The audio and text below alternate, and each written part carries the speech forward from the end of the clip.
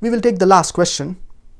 Juhurul Hassan Adil from Bangladesh, he asks, why do we refer Prophet Muhammad, peace be upon him, as an Ummi, that is an illiterate, considering his status?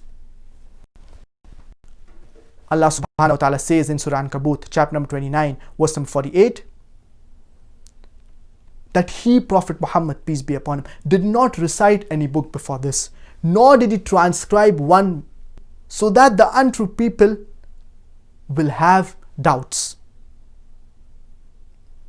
Our beloved Prophet Muhammad, peace be upon him, he was an Ummi, he was an illiterate. The verse of the glorious Quran says that if the Prophet Muhammad, peace be upon him, he was not an Ummi, people would have doubted and would have accused our beloved Prophet Muhammad, peace be upon him, that he wrote the glorious Quran, that he copied it from other religious scriptures. Allah subhanahu wa ta'ala took utmost care that the last messenger should be an Ummi.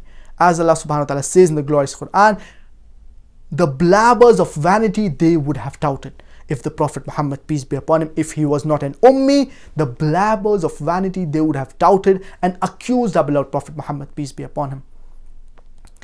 So that's the reason our beloved Prophet Muhammad, peace be upon him, he was an Ummi.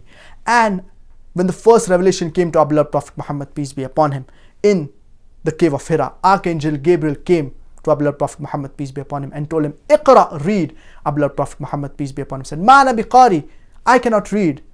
Archangel Gabriel asks Prophet Muhammad, peace be upon him, again, Iqra, read.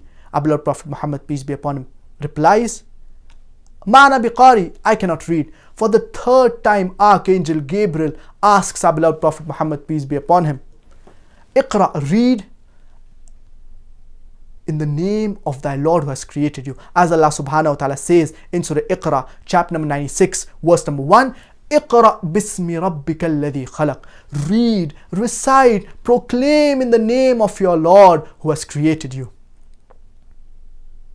Even though our Prophet Muhammad, peace be upon him, he was an Ummi, he was an illiterate, but yet he was intelligent. He was a great statesman.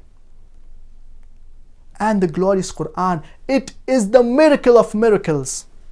Previous miracles, they could be tested only at that time. For example, the parting of the seas. It cannot be verified today, but the glorious Quran, it stands the test of time, and it can even be verified today.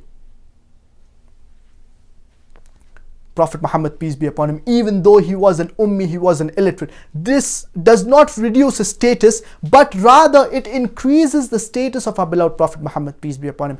Even though our beloved Prophet Muhammad, peace be upon him, he was an Ummi, he was an illiterate, yet he was intelligent. He was a great statesman.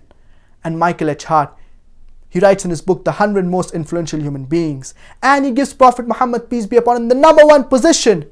And he says that Prophet Muhammad, peace be upon him, he was the only human being who was supremely successful on the spiritual front as well as the secular front. Non-Muslims, they revered our beloved Prophet Muhammad, peace be upon him. Lamartine, he says that if greatness of purpose, smallness of means, and astounding results are the three criteria to judge a man's genius, who can dare to compare himself with Prophet Muhammad, peace be upon him?